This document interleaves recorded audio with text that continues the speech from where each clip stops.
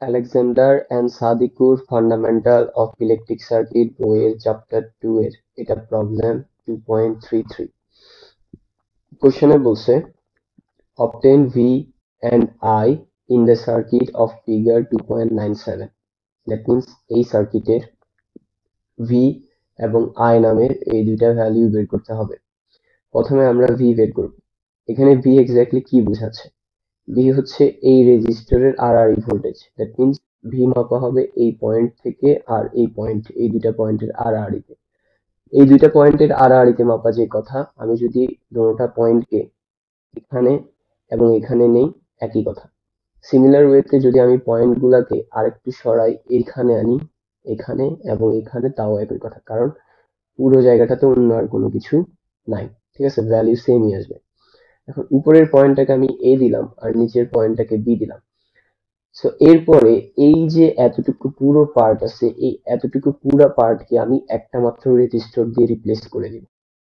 ঠিক আছে, তার জন্য আমরা এই এতটুকু অংশের কন্ডাক্টেন্স বের করব। কেন?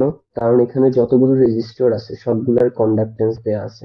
ঠিক আছে, দ্যাটস ওয়াই আমরা এই অংশটুকুর টোটাল কন্ডাক্টেন্স বের করব। আর সেই টোটাল কন্ডাক্টেন্স কে আমরা ধরলাম জি টি, কারণ কন্ডাক্টেন্স কে জি দিয়ে প্রকাশ করা হয়। এখানে এই 3 সিমেন্স আর এই 6 সিমেন্স কিসে আছে? সিরিজে। এখন কন্ডাক্টেন্স যদি সিরিজে থাকে তাহলে তাদেরকে হিসাব করতে হয় প্যারালালে। তারপরে এই দুইজনের সাথে এই 2 সিমেন্স কিসে আছে? প্যারালালে। তাহলে এদেরকে হিসাব করতে হবে সিরিজে। সো 2 সিমেন্স কে আগের অংশের সাথে সিরিজে। দেন এতটুকুর সাথে এই 4 সিমেন্স কিসে আছে? সিরিজে। তাহলে এটাকে হিসাব করতে হবে প্যারালালে। সো আগের অংশটুকুর সাথে 4 সিমেন্স কে আমরা প্যারালালে হিসাব করলাম। দেন এতটুকু অংশের সাথে এই 1 সিমেন্স কিসে আছে? প্যারালালে। প্যারালালে থাকলে কিসে হিসাব করতে হবে? সিরিজে। সো হয়ে গেল। নাও আমরা জাস্ট এটাকে ক্যালকুলেটরে টাইপ করলেই আমাদের আনসার চলে আসবে, মানে টোটাল কন্ডাক্টেন্সটা চলে আসবে।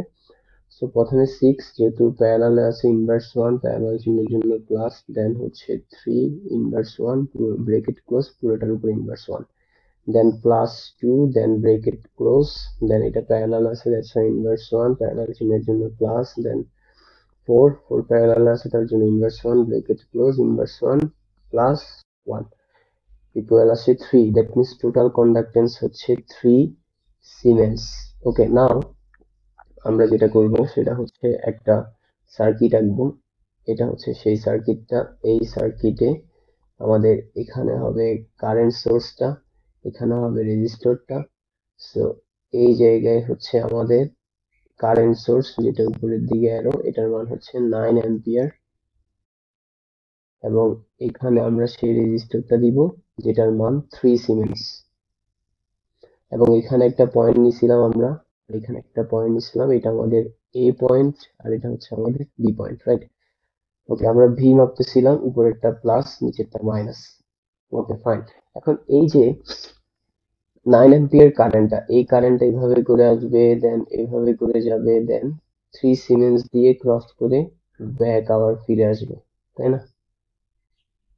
সো 3 সিমেন্স দিয়ে 9 অ্যাম্পিয়ার কারেন্টটা প্রবাহিত হচ্ছে। তাহলে আমরা এখন ভোল্টেজ বের করব। ভোল্টেজ বের করার জন্য সূত্র হবে, আমরা দেখি আমাদের এখানে আছে কিনা, না এখানে নাই। ঠিক আছে, একটু খেয়াল করি আমরা। সেটা হচ্ছে ভোল্টেজ, কারেন্ট আর সিমেন্স। আমাদের নর্মাল কারেন্ট এন্ড রেজিস্ট্যান্স দিয়ে ভোল্টেজ বের করার সূত্র হচ্ছে এটা। ঠিক আছে, এটাকেই আমরা লিখি ভি ইকুয়াল আইআর। এখন আমার এই সার্কিটে তো রেজিস্ট্যান্স নাই, আছে কন্ডাক্টেন্স, তাহলে আর ইকুয়াল হচ্ছে 1 বাই জি। তাহলে আর এর পরিবর্তে আই তো থাকলোই, আর এর পরিবর্তে দিব 1 বাই জি।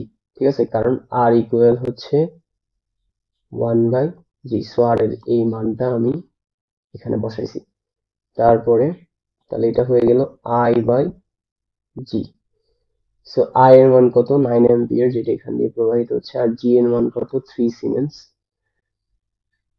সো 9 কে এখন যদি আমরা 3 দিয়ে ভাগ করি তাহলে হবে 3, দ্যাট মিন্স ভি এর মান হচ্ছে 3 volt. So this is our answer, ভোল্টেজের মান। এটা একটা গেল। এবার আমরা কারেন্ট আই বের করব। এই আই নামের যে কারেন্ট আছে সেটা বের করব। ঠিক আছে, সেটা কিভাবে বের করবো? ওয়েল, এটা ভেরি ইজি। আমরা যেটা করব সেটা হচ্ছে আমাদের এই ভি, আমি তো এখন এই ভি জানি, এটার কন্ডাক্টেন্সও জানি, তাহলে এটার মধ্যে দিয়ে কি পরিমাণ কারেন্ট যাচ্ছে সেটাকে আমি ধরলাম I1। এই I1 কারেন্টের মান বের করবো। I1 কারেন্টের মান বের করার জন্য আমি সূত্র ইউজ করব এটা, I ইকুয়াল ভি বাই আর। ঠিক আছে, এখানে আমরা যেটা করব সেটা হচ্ছে 1/r কে একটু বাইরে নিয়ে আসবো।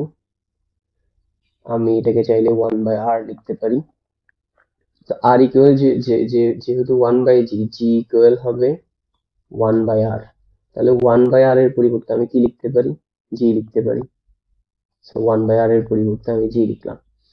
ওকে, এখন এই রেজিস্টারের ভোল্টেজ কত? আমরা এখানে বের করছি 3, আর এই রেজিস্টারের কন্ডাক্টেন্স কত? 1। তাহলে আমি সেই 1 দিলাম। তাহলে 3 কে যদি 1 দিয়ে গুণ করি 3, দ্যাট মিন্স এখান দিয়ে যে কারেন্ট প্রবাহিত হচ্ছে সেটা হচ্ছে 3 অ্যাম্পিয়ার। এখন আমি যদি একটু খেয়াল করি, আমার 9 অ্যাম্পিয়ার কারেন্ট এখান দিয়ে এভাবে করে আসতেছে। আসার পরে এই নোডে আসলো, নোডে আসার পরে কিছুটা গেল 1 সিমেন্সের দিকে, যেটা I1, যার পরিমাণ হচ্ছে 3 অ্যাম্পিয়ার। তাহলে বাকিটুকু কোন দিকে যাবে? 4 সিমেন্সের দিকে, যেটার পরিমাণ I। তাহলে I এর মান আমরা কিভাবে বের করব? I এর মান বের করব টোটাল যে কারেন্টটা আসছিল 9, সেটা থেকে যতটুকু 1 সিমেন্সের দিকে গেছে 3 অ্যাম্পিয়ার, সেটা বাদ দিলে 6 অ্যাম্পিয়ার, সেটাই হবে আমাদের I এর মান। So this is our answer, this is the value of I। So হয়ে গেল ভি অ্যান্ড আই এর মান বের করা। So that's all for today, see you in the next class.